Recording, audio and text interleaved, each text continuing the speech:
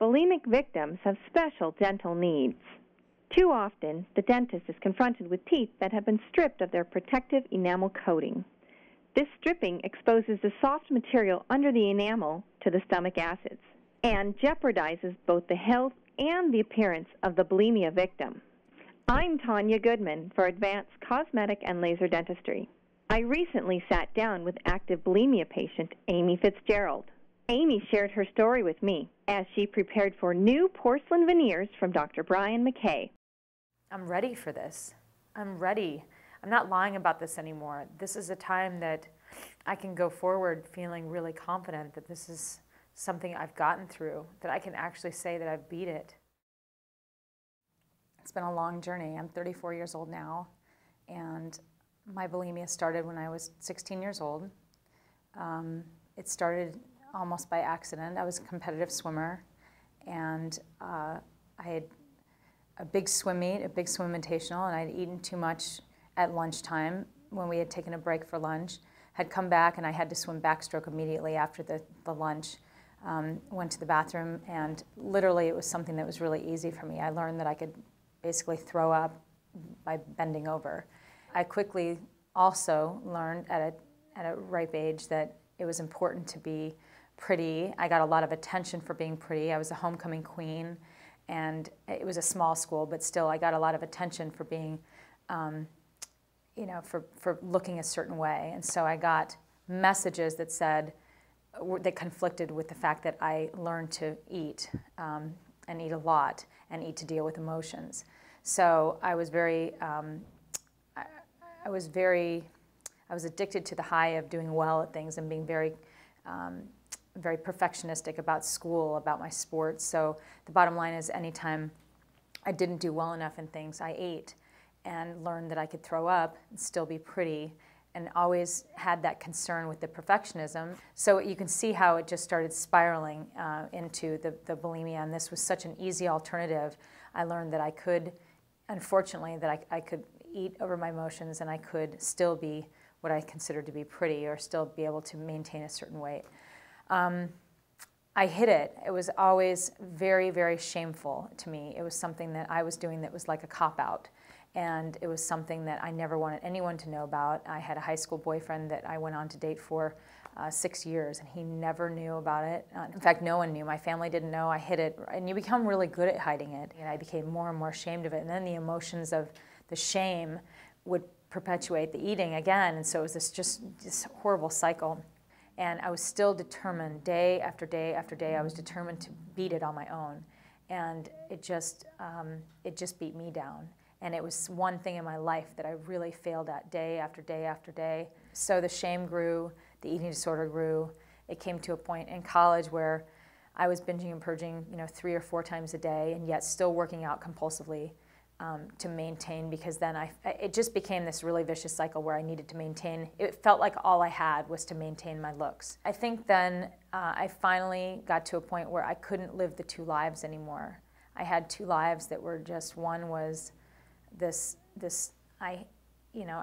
the outside I was this facade of, people would always say, how do you do it? You look so good, you're so pretty, your smile's so nice.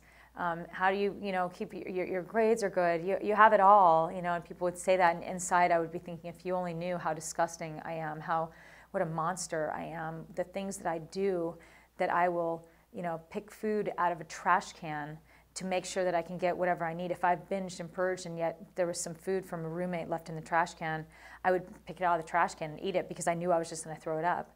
And you do things like that, and you just learn to be disgusted with yourself.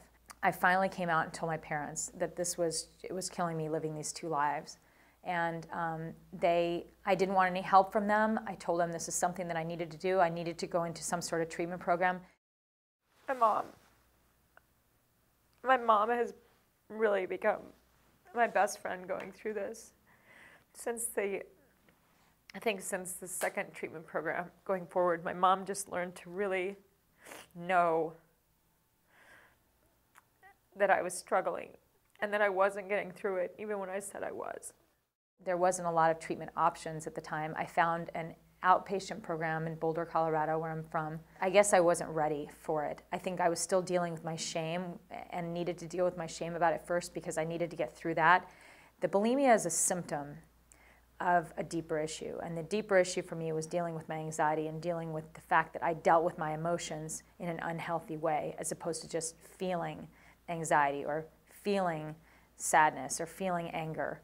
And instead, I numbed myself by eating, and I learned to do that at that very young age, that this worked, and it works effectively. I literally felt like I needed to be locked up at a certain point, and that was the beginning of the healing process. But then a second treatment program, a thorough, intensive treatment program, a 3.5-month treatment program that really was the turning point, the ultimate turning point for me, where I really started dealing with my shame and started having success with my bulimia. It's not about willpower. It really isn't. It's about making a choice that you want to be well, but it's not about willpower. It's really understanding what it is, and if you don't have the education, the understanding about it, you can't get well. You really have to understand what the underlying issues are, and it takes you really taking a look at yourself. Learning to live a life that's different today, learning to deal with my anxiety in different ways, learning to deal with my emotions in different ways, having gone through that for several years, living back out there and having success doing it and living my life again. My smile reminds me of all the years of my eating disorder, and it's symbolic of all of the disappointment and all of the shame. And so I look at my teeth and I think about my smile and the damage that I've done, and it's just symbolic of all of those years of what I did. I think that's what this smile symbolizes, is the difference in my life today. Yeah, it's a huge milestone because my teeth are the one piece of me that really is still a part of that. It's still, I look back at those pictures and I was smiling and beautiful, but yet I know at certain times in my life that I wasn't. The way I felt didn't mirror image the way that I looked. And my teeth today, I think, still represent that part of my life. For me, the symbolism of making the changes in my life and feeling good about that and having self-esteem about the things that I've done to make the changes, that's what it represents to me. And it's a tremendous success to be here and be able to look at myself every day and say, you've done it, you've come this far. Unfortunately, Amy has lost most of the enamel from her teeth due to binging and purging since she was a teenager. Amy and Dr. McKay have prepared for this moment. And when she is done, she will have a new smile, along with the added confidence and improved self-esteem porcelain veneers offer for bulimic patients. The procedure is over, and now Amy, along with Dr. McKay and myself, are admiring her new smile. We hope Amy's recovery continues.